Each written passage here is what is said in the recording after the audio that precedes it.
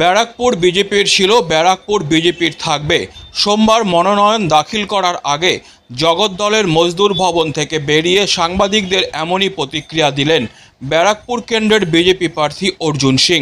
এদিন তিনি সকাল 10:45 নাগাদ মজদুর ভবন থেকে বার হন। তারপর মজদুর ভবনের কাছেই মন্দিরে তিনি পুজো দেন। পুজো শেষে হুডখোলা গাড়িতে চেপে জনসংযোগের মাধ্যমে বারাসত জেলা শাসক অফিসের উদ্দেশ্যে রওনা দেন। সাংবাদিকদের উদ্দেশ্যে তিনি বলেন, দেবদেবীর আশীর্বাদ নিয়েই মনোনয়ন দাখিল করতে যাচ্ছি। দেবদেবীর কাছে তিনি তৃণমূল নামক অসুর শক্তি নাশের প্রার্থনা করেন।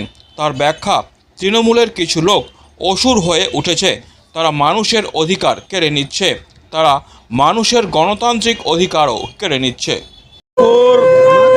ভারতীয় জনতা পার্টি ছিল, ব্যারাকপুর ভারতীয় জনতা পার্টি থাকবে।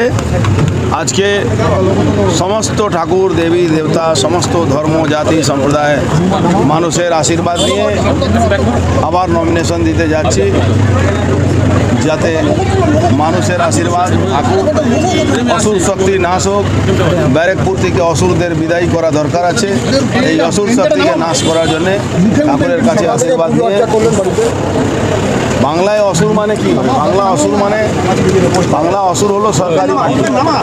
তৃণমূল কংগ্রেসের যে কিছু লোক আছে তারা অসুর হয়ে গেছে।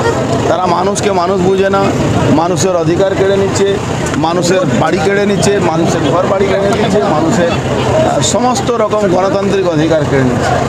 আজকে বর্তমান যুগে তাকেই অসুর আমরা বলি, তারাই অসুর। কত ভোটে জিতবে?